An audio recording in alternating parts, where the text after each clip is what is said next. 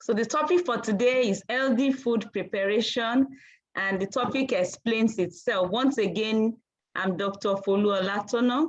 I'm a senior lecturer at the College of Medicine, University of Lagos. But for the purpose of this webinar, I'm a PhD student at the University of KwaZulu-Natal, South Africa. I'm conducting a research on body image, weight management, and I've done a preamble of the work, which is collecting pre-intervention data. I've analyzed it, and the result shows that students at the University of Lagos need this kind of interaction to teach people how to manage their weight effectively. So any of you who has been attending, can you say something about the ones who've attended so far?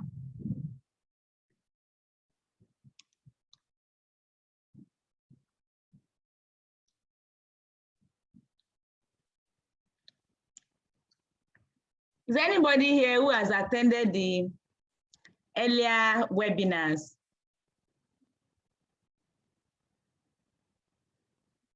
Iyanoluwa, Salma. Okay, you don't, okay, thank you. Happy to be here. I want to know if there's anybody who has attended the earlier webinars.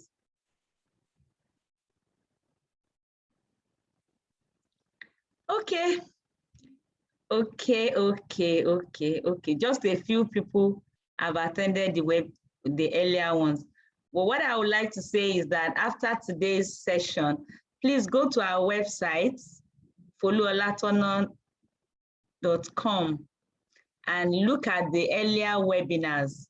So if you look at what we discussed week 1 to 4, that would help you to form a very good foundation for what we're doing today. I'm happy that you are joining us, and you can still pick up a lot of things.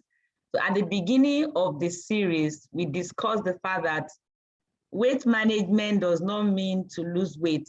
Somebody may want to gain weight, another person may want to maintain a weight, while some people want to lose weight. So weight management depends on your body. If you measure your weight divided by your height in meters square, whatever value it gives you, if it's below 25, you don't need to lose weight. If it's between 25 and 30, that's overweight, and you need to be careful. So you may need to lose weight a little. If it's just 24, what you need to do is to maintain your weight. But if it's above 25 or it's above 30, that's a serious situation. Then you need to lose weight actively. And the method you use matters a lot. Some people are trying to lose weight, they skip meals. That's wrong. Don't skip meals. Some people will not even eat. They are eating, but what they are eating is not enough at all. That's also a wrong method.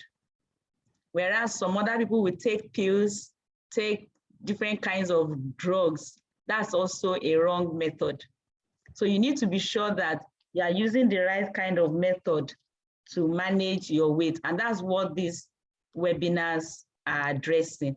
Want to ensure that all the issues that have to do with your body mass index, that has to do with your body image, what you think about your body, that all those issues are addressed during our webinars. Some people believe that they should be slimmer than what they are. Why? Because they look at some celebrities on Facebook, on social media, on TV, and they feel that these celebrities are slim. That's the way everyone should be. But that kind of thinking may just make somebody to be frustrated, because if you are wishing to look like somebody who is actually underweight, and you don't know that the person is underweight, you are aiming at such a stature, it will not be good for you. It's going to set you up for frustration, because that kind of weight you will never be able to achieve if it's not your own frame, if it doesn't fit your frame. So these sessions that we're having will address different things, different topics. We're taking different topics every week. Today, we're concentrating on healthy food preparation. And when I say food preparation, notice that I did not say cooking, because some people believe that every food must be cooked. No, you don't have to cook everything. The kitchen is similar to a chemical laboratory, and there are different ways of processing food in that kitchen. Different physical agents can act on food. Right in your kitchen, you can soak food, chop, grind, eat. Some people microwave, some people store in freezers. All these things have effects on food, and you should be aware of the effects. I said food preparation does not mean cooking. There are many foods that you can eat raw. You don't have to cook. So since you know you don't have to cook them, you can just look for a way to eat them raw, like fruits. I've seen somebody boil apple before. It was very, very strange to me. I don't know if you've seen such a thing. Boiling apple, you would have destroyed a lot of vitamins in that apple. Fruits are meant to be eaten raw, just the way they are. Many vegetables can also be taken raw. And if it's difficult for you to chew, just grind or blend and then drink it. Or better still, if you can't drink with the fiber, you can make a juice out of the vegetable and just drink the juice. So that brings us to carrot, cabbage juice, beetroot juice. And if you are trying to manage your weight, that would help you to control your weight, whichever is your goal. If you want to lose weight, then you need to drink more vegetable juice and many times take smoothie, so that you're taking the vegetable with the fiber, not just the juice. And the fiber will be very useful in helping you to control your weight. Form the habit of eating something raw every day. Don't eat cooked food all the time. Some foods may be harmful if eaten raw. So that means that it doesn't make eating raw food like the only alternative or the best alternative for every food. There are some foods that you should not eat raw, like eggplant or potato, Irish potato. You shouldn't eat raw. You cannot even eat cassava raw. It contains toxin. It's either outrightly poisonous. So anything that shouldn't be eaten raw, you should avoid eating raw. Cooking food has its own benefits. Even though I'm encouraging you to eat raw foods, just make sure you limit it to things that can be eaten raw. You can eat peanuts raw. You can eat carrots, cabbage, cucumber. Find out the things that can be eaten raw and eat them raw. The goal of cooking or the goal of healthy food preparation is to get the maximum nutrients out of the food. So if you want to prepare food, don't just prepare it the way you think or the way you're used to. Ask yourself the best way to prepare that food to be able to get the maximum nutrients out of it. For example, if you want to prepare vegetable and you leave the veggie, you first boil the vegetable, throw the water away, and then finally cook the vegetable again, you would have lost a lot of vitamins because of the extra heat you're applying to the vegetable. You're applying it 2 times, so you would have lost a lot of vitamins. And because you've thrown some cooking water away, some minerals would have leached into the water and you would have lost the minerals. So you are losing vitamins, you're losing minerals by that method of cooking. The best way to cook vegetables, if is the one that you must cook, is just to blanch it. You just pour the vegetable, you wash the vegetable thoroughly, pour it in your sauce and turn it, let it steam for about 5 minutes. So that's steaming, just 5 minutes steaming. That will be fine for vegetables. The first thing you want to take care of in healthy food preparation is to ensure that the food you want to prepare itself is healthy. Because if all you have brought to your kitchen is corned beef, baked beans, and other tinned foods, which are not healthy, there's no way you want to prepare it. that will now turn it to be healthy. So you need to be careful to choose healthy food supply. Cereals, fruits, vegetables, garden greens, nuts, and seeds, all the things that you're preparing should be healthy. And it's good to know that foods of plant origin form the basis of healthy eating. So when you want to plan your meal, think of plant-based foods more than all the canned corned beef, canned fish. Some people just have the habit of buying those things and they feel good, especially if they couldn't afford them before and they now discover that they can afford them. So you need to be careful to choose natural foods, plant-based foods. When choosing cereals, all grains products are good. They are better for health. You would have noticed in the post on the platforms that all grains are very healthy. If you have to choose between processed rice, that's the common rice that you eat, and the local rice that we call brown rice or fada rice or abakaliki rice in Nigeria. That rice, the local one, is healthier because it still contains the bran, is not polished. And that bran gives you the opportunity of more fiber and some vitamins and minerals that are locked up in the bran. All grain products, choose all grain products like corn on the cob or old-fashioned oats. You can make very versatile. Old-fashioned oats, oats generally is very versatile. You can use it in preparing different kind of things. You can even you can grind oats and use it for baked foods instead of white flour. You can grind oats and use it for pancake. You can grind oats and use it for different things. And as long as the old-fashioned oats is healthy, so it's good to be aware of that. Choose all grains and organic vegetables.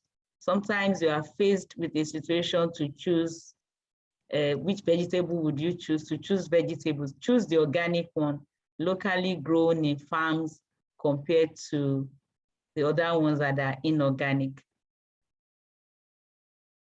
Olive oil, when you are choosing oil, please choose olive oil. And if you think olive oil is too expensive now because you are students, just use a little of palm oil or a little of any other natural oil.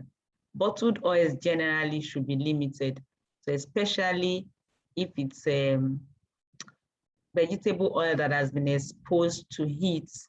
Many times, the different kinds of vegetable oils that are available, that are commonly available, have been exposed to heat before oil could be extracted from the source. Therefore, it might contain some amount of trans fat, which is not healthy, very dangerous to the body. So it's better to choose natural oil, but if it's palm oil or coconut oil, then choose a little. I mean, use a little, don't take too much because it contains a kind of fat that is very similar to saturated fat. Use minimum amount of egg. Don't just form the habit of having several eggs in a meal, because you shouldn't be taking more than 2 to 3 eggs in a week. So don't use too many eggs when preparing your food. Limit full cream milk, full cream dairy products. Even though milk is healthy, but if you are using the full cream milk, then it has to be in moderation. The same thing goes with meat. Limit the use of meat and their derivatives, especially if it's canned meat. Processed meat is not healthful. You need to limit the amount. The next thing we want to consider, when you brought your food to the kitchen, you bought whole grains, you bought organic vegetable, olive oil to prepare it, fish instead of meat. What kind of utensils do you want to use to prepare this food? The utensils are very important. Choose materials that interact less with the food. Many of the materials being used, like aluminum, copper, or iron, interact with the food and is not safe because they actually leak into the food. Some people have never wondered, if you use an aluminum pot You see holes inside the pot. Don't you wonder why the hole?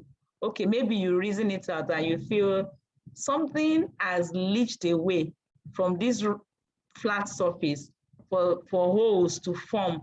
Then that thing that leached away, don't you wonder where it is? It's in your body. It has leached into your body. The aluminum is in your body. And that's why you need to be careful. Okay, let's assume that you can't change your pot now, but you can change it when you graduate and you start any salary.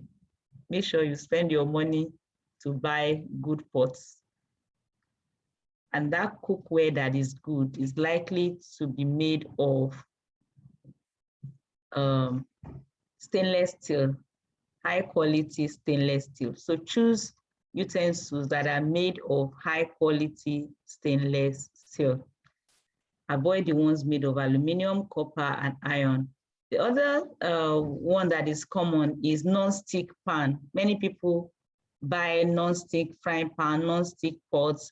It looks fine, very easy to wash, but that material that is inside it that makes it non-stick is called Teflon.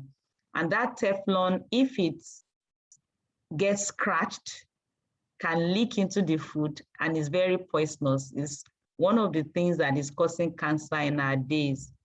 I know that we're discussing weight management, but it's an opportunity for you to also learn other things about your health, because anybody that is not healthy is not likely to be having good nutritional status. You will either be too slim for your height or too fat. So anything that can affect your health can also affect your weight. And that's why we're talking about health along the line, not just weight. The other thing that can affect non-stick pots is heat. If it's heated too high, beyond 300 degrees centigrade, that Teflon can also leach into the food. The summary concerning utensils is that you should use high quality stainless steel wares. Then we move on to hygiene, cooking oil, and dressing. The food is there, the pots are there. Make sure they're properly washed. Wash your hands very well before handling food. Cleanliness with utensils and surfaces are very important. Don't wash inside pots with iron sponge or scouring pad, because the same problem can occur. The iron sponge will scratch the pot inside and create opportunity for the material that is used to make that pot to leach into the food.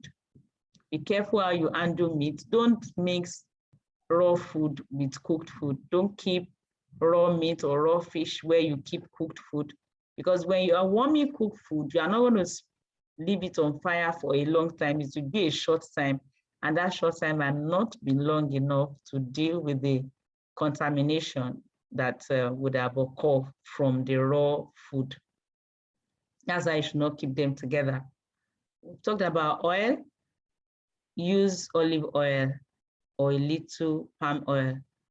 Reduce the amount of salt. If you like using salt, just use a little salt for your food.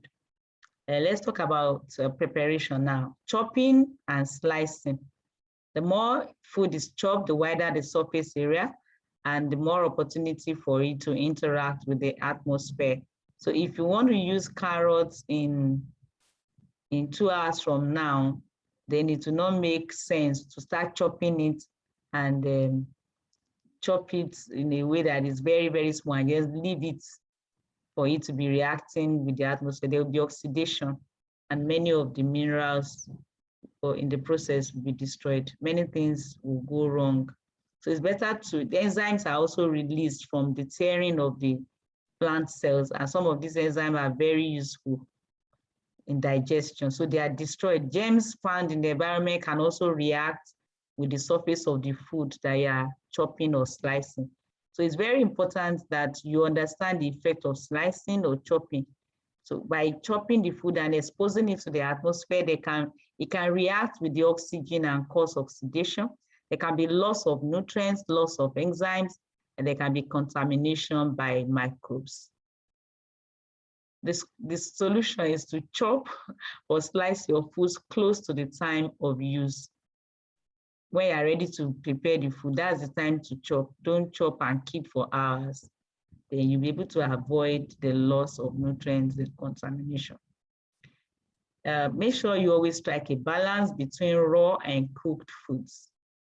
Some raw foods are important and some foods must be cooked before you can consume them. Cook only foods that need cooking. Compensate for eating cooked foods by eating something raw every day. Try to eat something raw every day. Avoid reheating or keeping foods hot for a long time. Like I said, if you expose food to too much heat or prolonged heat, the heat would destroy the vitamins. And when the heat destroys the vitamins are not available for you, and it can disturb some processes in your body because you need the micronutrients. Vitamins and minerals are called micronutrients. You need those micronutrients to complete the processes going on in your body. There are many processes that you can't even understand that need those micronutrients for them to work well. So if they are not available, the processes will be disturbed and your health can be affected. Advantages of cooking. You know, even though we've said you can't cook all the food, but some foods must just be cooked. So it's very important to know that the advantages in cooking and their disadvantages. The advantages, cooking food makes the food easier to digest. It destroys microorganisms. And then some foods have toxic substances like cassava or eggplant. If you cook the food, then you'll be able to deal with the toxic substance in the food. So please always cook your eggplant and cassava, potato, and other foods that are supposed to be cooked. Don't be too adventurous and say you want to eat potato raw, yam raw. Make sure you cook them. And then cooking food makes food more attractive and tastier. Avoid exposing your food to eat for too long. That's what you should note. And then it's also a good time to mention that you should not burn or brown your food. When food is burnt, it can produce cancer-causing substances. I haven't talked about the advantages. What are the disadvantages of cooking? I'm just reiterating what I've said earlier. When you expose food to heat, some vitamins can be destroyed, and prolonged heat can destroy several vitamins. When you're cooking and you boil the food in water, throw the water away, many minerals are lost with the water. That's why in some people's kitchen, their cooking water is richer than the real food they're eating. Can you imagine some people who boil yam inside a lot of water, throw the water away, and they are eating yam? What are you eating? You are eating incomplete yam because you've thrown the water away. So when next you are boiling yam, if you don't have a food basket, then just put a little water, let the water dry with the yam. You will notice there will be a lot of difference in the taste. But if you have a food basket, fantastic. Just place the yam on the basket and let water from the pot steam the yam, and it will cook well. That way, you'll be preserving some nutrients. Remember to cook your yam with the back. Wash the yam or potato thoroughly and cook with the back. That way you will also be able to lock up some minerals, keep some nutrients instead of losing them. When you have peeled the back, it's very easy for it to leach inside the water. Disadvantages of cooking. Sometimes some proteins are denatured and you don't have access to them because the amino acids, which are the components, are already denatured. For example, so those of you that like toast bread, when you toast bread, there is an amino acid called lysine in that bread that gets destroyed. And that means you have reduced the quality of protein that is available. Carbohydrate can also be affected by excessive heat. And like I said earlier, when you apply excessive heat to fat, it can actually fat in plant oil, which we call polyunsaturated fatty acids. when you expose it to a lot of heat, it changes it. And the byproducts, one of the byproducts is trans fat. That trans fat is very harmful to the body. Loss of enzymes is another disadvantage of cooking. Loss of hardness of the food. So sometimes when you cook, instead of you to enjoy your carrot crunchy and hard, it becomes soft. So that's like a disadvantage.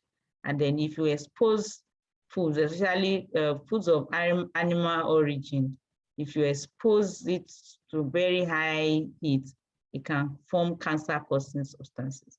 So for those of you that like suya, you need to minimize the amount if you cannot avoid it totally. Avoid exposing your food to very high heat.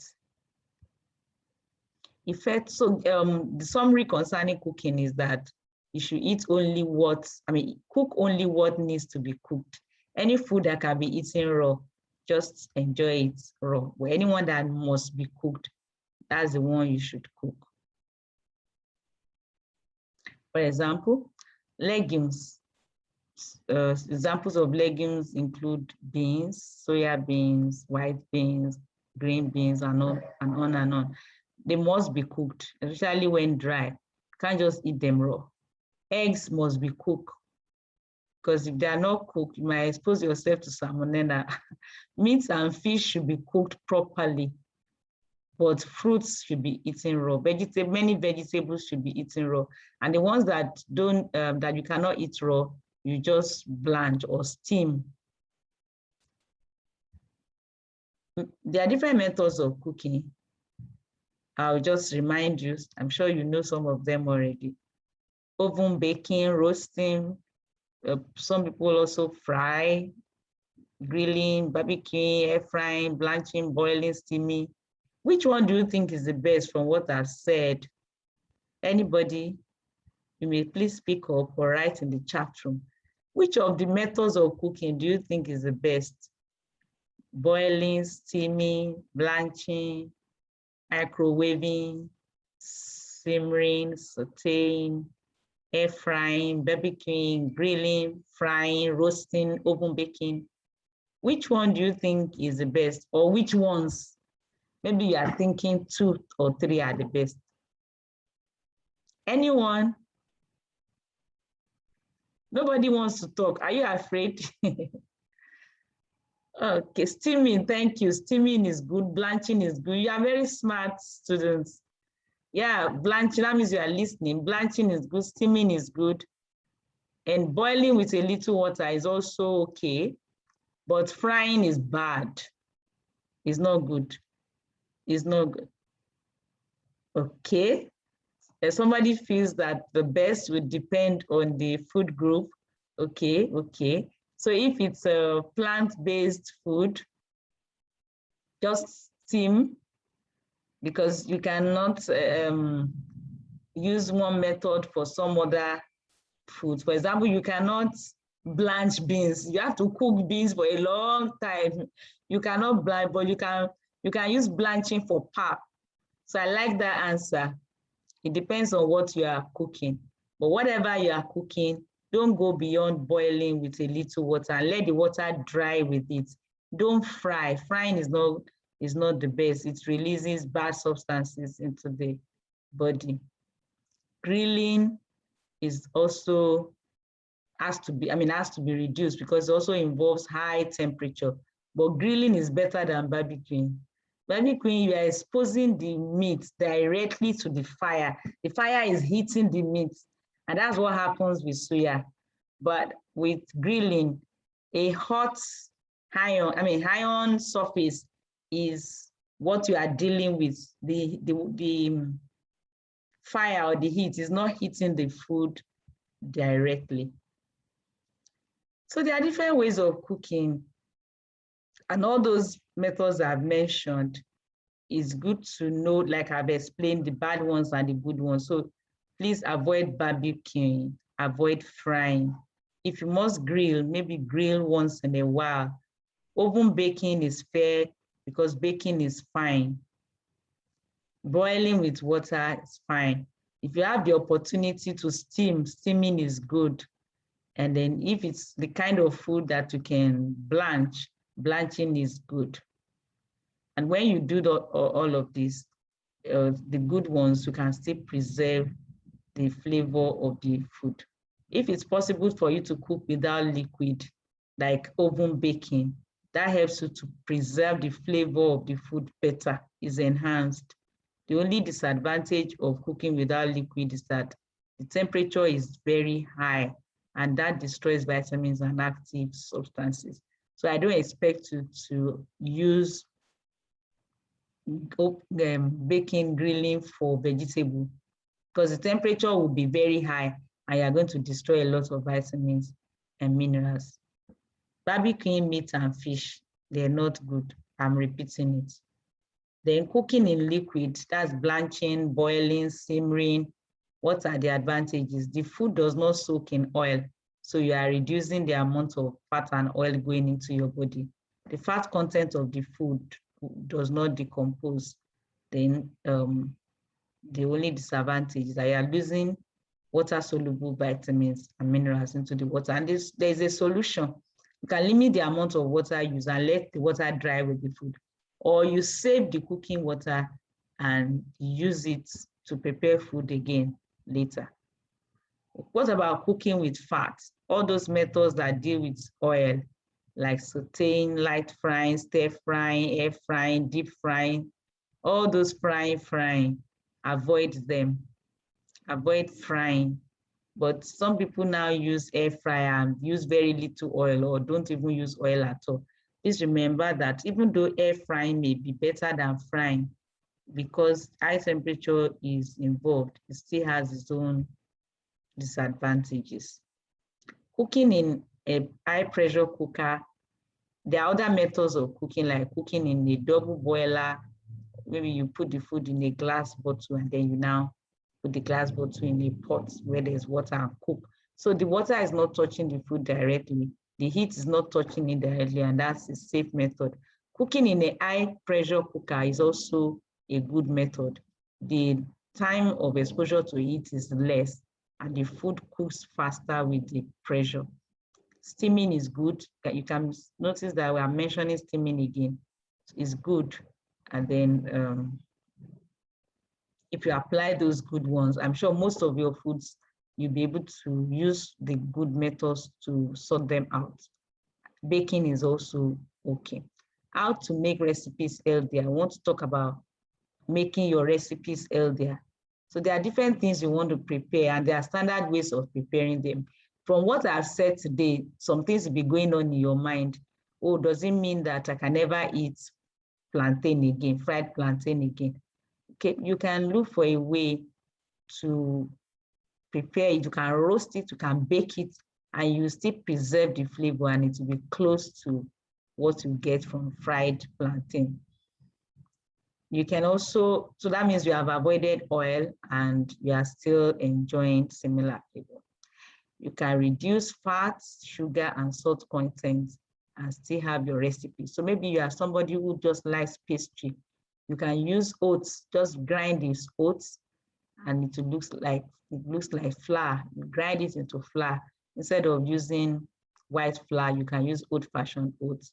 Then reduce the sugar content, reduce the salt content of your recipe, then you make it healthier.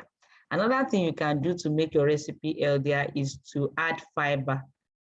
So even if what you are using is not the acceptable food, maybe it's white flour, whatever it is, or you want to cook white rice and you can't get local rice, you can decide to add fiber to it, and that will improve the quality of the food. You can also do ingredient substitution to facilitate recipe modification. So if the recipe, if white flour is part of it, oil is part of it, you can decide not to add oil and just bake. You can decide to replace the white flour with oats and different things like that. You can add more legumes to the recipe so that you are having more protein, less carbohydrates, more fiber even from the legumes.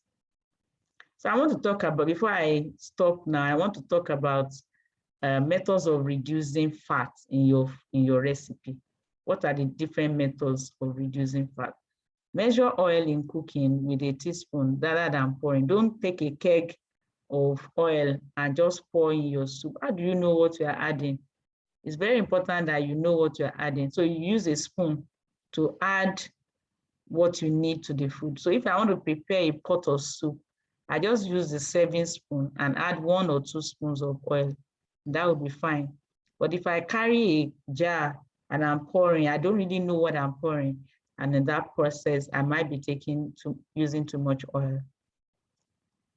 1 teaspoon is enough for a serving of food. Avoid frying and repeating it. That's one way you can reduce fat. You can roast meat, chicken, fish, or vegetables in the oven instead of deep frying to preserve the flavor. I'm not encouraging you to roast vegetables, but it's possible if somebody likes frying. So that's a better alternative to reduce fat. Then for shallow frying, just use a small amount of oil to just spray it in the pan for shallow frying. Add a little water or stock when needed to keep the pan moist if needed. So if you think, oh, it's sticking, it's not moist, instead of adding more oil, just add water or stock. Another way to reduce fat from your recipe is to trim fat from meat. Remove the chicken, the skin of your chicken, any visible fat you see, trim it off before you even start cooking. And then if you are using milk for any reason, use the low-fat version of milk rather than the full cream. Please avoid margarine. Margarine is not healthy, especially the hard margarine. It causes, it has a lot of trans fat, and I've explained to you. Trans fat increases the amount of cholesterol in the body and causes other damages. You want to improve your recipe, you want to reduce fat, add lots of vegetables, add legumes to recipe. So anytime you are cooking rice, remember to add beans. Any beans at all. It can be white beans, red beans, pinto beans, soya beans. Add beans to the rice.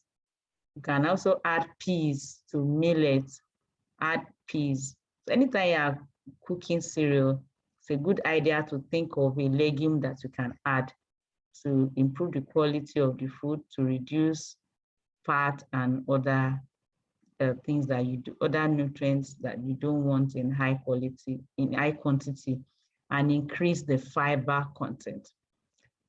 Another thing that is important is in your recipes to reduce sugar and salt. Avoid sugar if you need to lose weight. Even if you want to gain weight, the best way to gain weight is to eat real food, not sugar. Avoid pastries, eat whole foods, cut down the sugar and fat in recipe for pastries. Because pastries, if you follow the normal recipes, the fat and sugar content will be too high. You can replace sugar with honey, but just a little. Because the energy value in honey is also high, very similar to that of sugar. So you cannot afford to take too much honey. Avoid processed foods generally. Processed foods generally are high in fat, in sugar, and salt. Use little salt to cook. Avoid adding salt on the table just by default. You've not tasted the food, you don't even know whether you need anything. But even if you think it's not sweet enough, it's better to just desist from that habit. Don't add salt to food on the table. Increase fiber content of food. You can prepare smoothies and just drink it as breakfast. You will improve the amount of fiber you are taking for that day. You can also add vegetables to dishes. For example, if you want to prepare yam porridge, it's a good practice to add vegetables to it. You can also grind some vegetables and mix with African mound food. You want to prepare gari as bolus food, just grind cabbage and mix it with it. And if you want to prepare pap, instead of sieving with cloth, that you can see with large OC, then you'll be able to retain some of the fiber. And you can grind your beans with the skin before you make beans pudding, moi or akara. Just grind it with the skin. Initially, it might look funny, but after a while, you get used to it. Then anytime you're eating a mount food, bolus food, eat it with a lot of vegetables. So if you want to use legumes in different ways, it's a good idea to add them to cereals. Can cook rice and beans, make beans pudding without peeling the beans, and then cook beans. And another example is beans and corn. So I've come to the end of today's presentation. I want to ask if you have any questions. Any question? Do you have any question? After all I've said, you don't have any questions. Okay, so today I've told you that you should choose the right kind of food, especially foods of vegetable, plant origin. Plant-based foods are very important in your kitchen. Use safe cooking utensils. Use cookwares that are made of high quality stainless steel. Prepare your food in an hygienic environment. Use low heat to cook. Don't cook with high heat excessively. Don't reheat food. If you have warmed it once, don't warm it again. It's better to plan what you need and just prepare food, eat it, instead of reheating and reheating. Avoid cooking at high temperature. So if you started, so all these methods of cooking that involve very high temperature, like grilling, barbecuing, should be avoided, especially barbecuing, because you are heating the food directly. Avoid throwing away cooking water. You can reuse in soups and sauces. And learn to add vegetables and legumes to your recipes. Thank you for listening. Thank you for joining me for this webinar. Please pay a visit the website, foluolatona.com. On the WhatsApp group, if you scroll up, you will see the website. There, just click it. You'll be at you get to the website and you will see the past videos and summary of the past presentations. So if you just read through them, very easy to read, you read through them and you learn a lot of things. Thank you very much. Please practice the things you are learning, practice them, they're not difficult. And then follow the posts on WhatsApp and encourage other UNILAG female students to join. So as we encourage them to join, some of them will just find out that they've been part of the research before and they fall into place. If you